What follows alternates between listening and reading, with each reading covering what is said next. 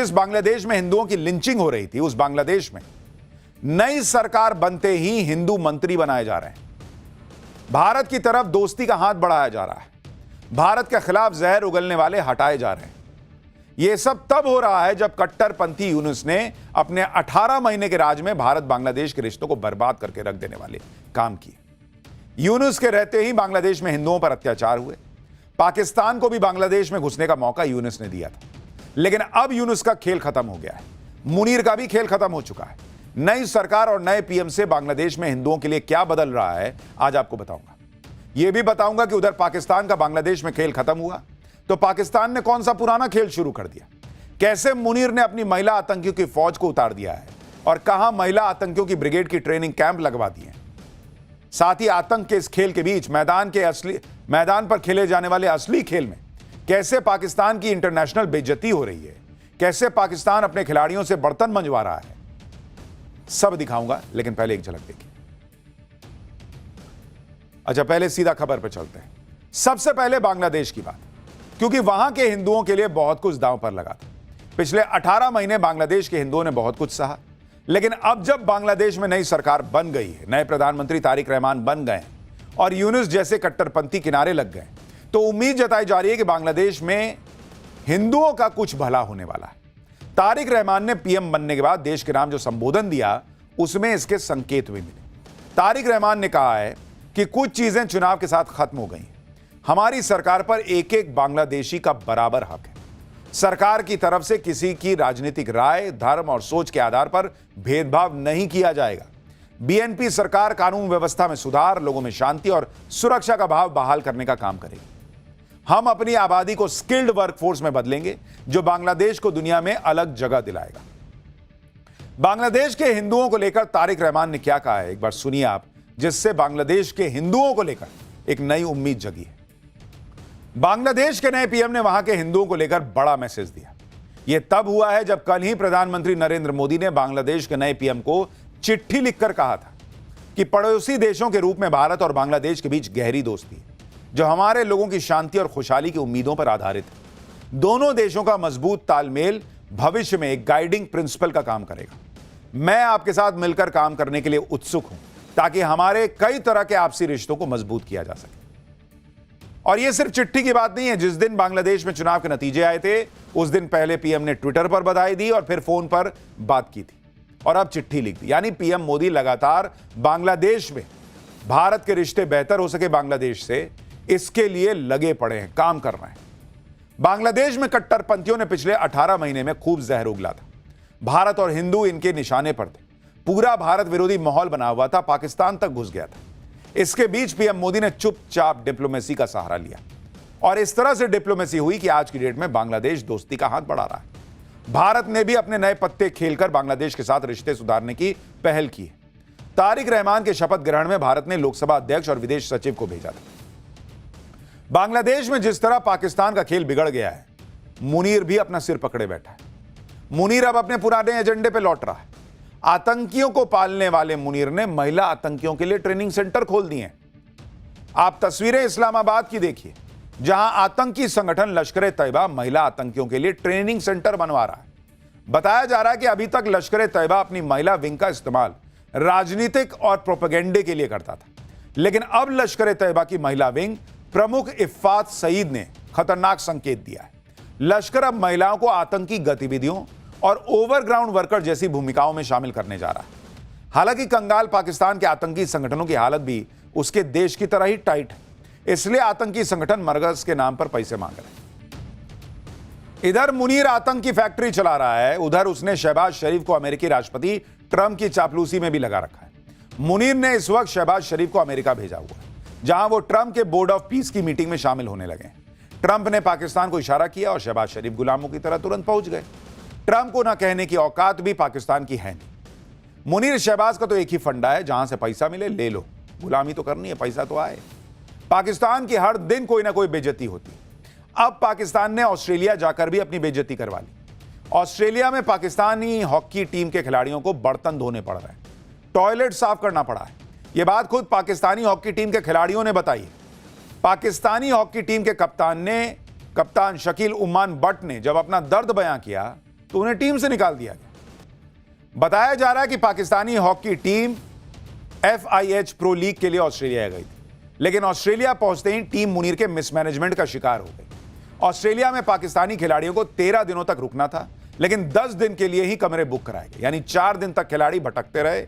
इसके बाद एक सस्ता होटल बुक करा दिया गया, जिसमें एक कमरे में 5-5 खिलाड़ी को ठूस ठूस के भर दिए। तो ये तो पाकिस्तान का हाल है। सड़क पर कभी रहना पड़ रहा है, कभी बर्तन साफ करना पड़ रहा है। हालांकि इनका मुनीर भी तलवे ही चाटता है, लेकिन बेचारे खिलाड़ियों को तो बख्श देता है। खैर, पाठशाला में अगला चैप्टर, बागेश्वर बाबा की दुर्गा काली, ओवैसी की बुरके वाली, दोनों के बीच क्यों तगड़ा घमासान मचा। हिंदू एकता की मुहिम छेड़े बागेश्वर बाबा ने अब ऐसा क्या कर दिया कि जेन जी की लाइन लग गई है। अब इसका चैप्टर, बागेश्वर बाबा जब सनातन की मजबूती के लिए कुछ बोलते हैं, एक इकोसिस्टम तुरंत बवाल खड़ा करने की कोशिश में जुड़ जाता है। क्योंकि बागेश्वर बाबा हिंदू राष्ट्र की बात करते हैं, हिंदुओं से एकजुट होने की अपील करते हैं, अवैध धर्मांतरण रोकने के लिए और रास्ता भटक चुके सनातनियों के घर वापसी के लिए मुहिम छेड़े बैठे हैं। इसी मुहिम को आगे बढ़ाते हुए बागेश्वर बाबा ने हिंदू बेटियों को अवैध धर्मांतरण से बचाने के लिए दुर्गा काली वाला बयान क्या दिया। घेरने के लिए तैयार बैठे इकोसिस्टम को नया हथियार मिल गया। बागेश्वर बाबा के जो दुर्गा काली हैं, उनको असदुद्दीन ओवैसी की बुरके वाली बयान से जोड़ा जाने लगा। बागेश्वर बाबा को मुसलमान विरोधी ठहराया जाने लगा। इधर ये इकोसिस्टम बागेश्वर बाबा को घर वापसी पर घेरने में जुटा है। उधर यूपी में RSS प्रमुख मोहन भागवत के घर वापसी पर दिए बयान पर भी हंगामा मच गया। बात मां का दूध पिया है से लेकर आतंकी अजमल कसाब तक पहुंच गई भाई। आज पाठशाला में बागेश्वर बाबा की दुर्गा काली और ओवैसी की बुरके वाली के बीच तगड़े घमासान की वजह बताऊंगा। साथ ही हिंदू एकता की मुहिम छेड़े बागेश्वर बाबा से जेन जी कैसे जुड़ता जा रहा है। मोहन भागवत और मौलाना के बीच क्या तनाव तकरार चल रही है वो भी आपको दिखाऊंगा, लेकिन पहले इसकी एक झलक देखिए। आप पहनने वाली बेटी इस देश की वजीर आजम बनेगी इंशाअल्लाह ताला। उनकी पीड़ा सबसे ज्यादा इस बात को लेकर के है कि कहीं हैदराबाद को ये भाग्यनगर न बनाते हैं।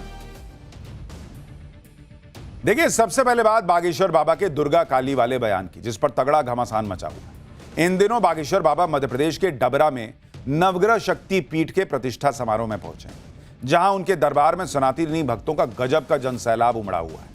इसी दौरान बागेश्वर बाबा ने श्रद्धालुओं को सनातन की महान परंपराओं के बारे में बताते हुए सही राह पर चलने के लिए मां दुर्गा और मां काली से सीख लेने की अपील कर दी। बागेश्वर बाबा ने कहा कि दुर्गा बनो, काली बनो, पर कभी बुरके वाली मत बनो।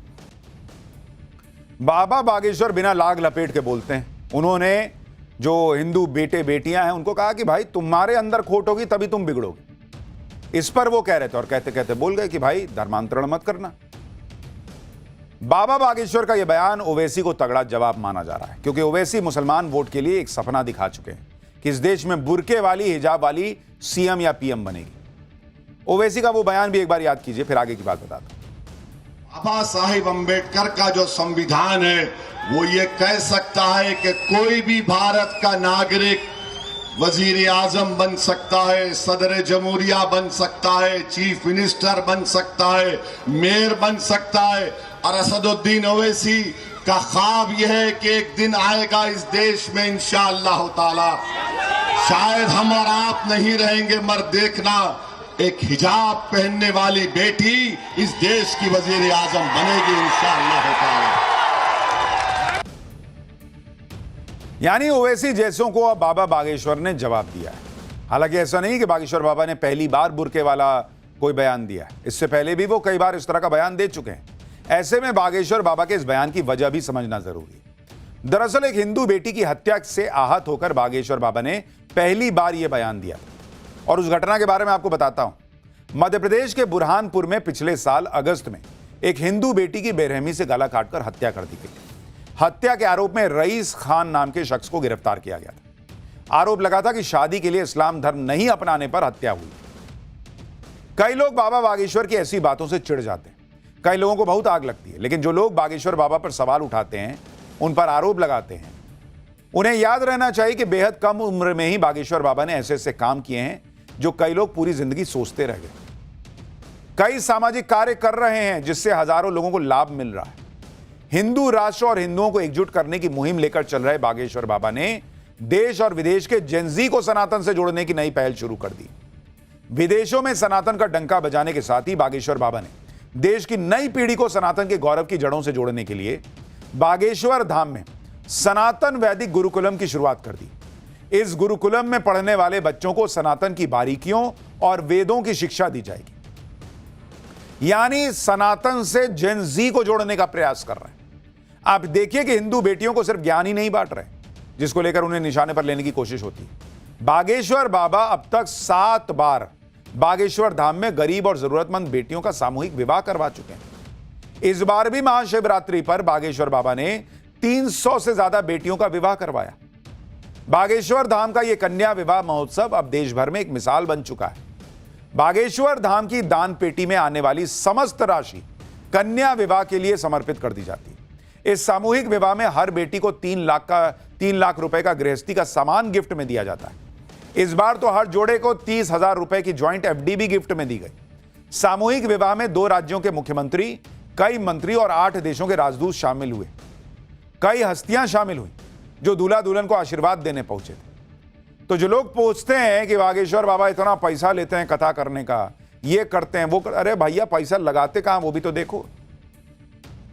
गरीब बच्चियों का विवाह करा रहे हैं, युवाओं को सनातन से जोड़ने के लिए गुरुकुलम खोल रहे हैं, कैंसर अस्पताल बनवा रहे हैं। ऐसा तो नहीं है कि खुद महल बना लिया और उसमें रह रहे हैं। बागेश्वर बाबा कई महीनों से सामूहिक विवाह की तैयारी में जुटे थे। इस आयोजन को बागेश्वर बाबा बड़ी जिम्मेदारी मानते हैं, इसलिए उन्होंने इसकी कामयाबी के लिए कठिन अनुष्ठान भी किए। सुनिए सामूहिक विवाह के लिए किए गए अनुष्ठान पर वो खुद क्या बता रहे हैं। हिंदुओं को एकजुट करने की मुहिम लेकर आगे बढ़ रहे बागेश्वर बाबा ने ऐलान कर दिया है कि मार्च के दूसरे हफ्ते में वो लखनऊ में डेरा डालेंगे, कथा करेंगे, दिव्य दरबार लगाएंगे। लेकिन बागेश्वर बाबा के पहुंचने से पहले ही यूपी में आरएसएस प्रमुख मोहन भागवत के दौरे पर अलग घमासान छिड़ गया है। मोहन भागवत से इस दौरे में सीएम योगी आदित्यनाथ ने मुलाकात की। दोनों की मुलाकात को काफी अहम माना जा रहा है। दोनों के बीच करीब आधे घंटे तक बात हुई। इस बीच मोहन भागवत ने लखनऊ में एक बार फिर से हिंदुओं की घटती आबादी और घर वापसी पर बात की है। मोहन भागवत ने कहा कि भारत में रहने वाले मुसलमान भी हिंदू हैं, वो अरब से नहीं आए। जो लोग हिंदू धर्म में वापस लौटे हैं, हमें उनका ध्यान रखना चाहिए। घर वापसी का काम तेज होना चाहिए। मोहन भागवत ने आगे कहा कि हिंदुओं के कम से कम 3 बच्चे होने चाहिए। जिस समाज में औसतन 3 से कम बच्चे होते हैं, वो समाज भविष्य में समाप्त हो जाता है। जो भी शादी कर रहे हैं उनको समझाइए कि वो 3 बच्चे करें। लेकिन मोहन भागवत के घर वापसी वाले बयान पर कई लोगों को आग लग गई।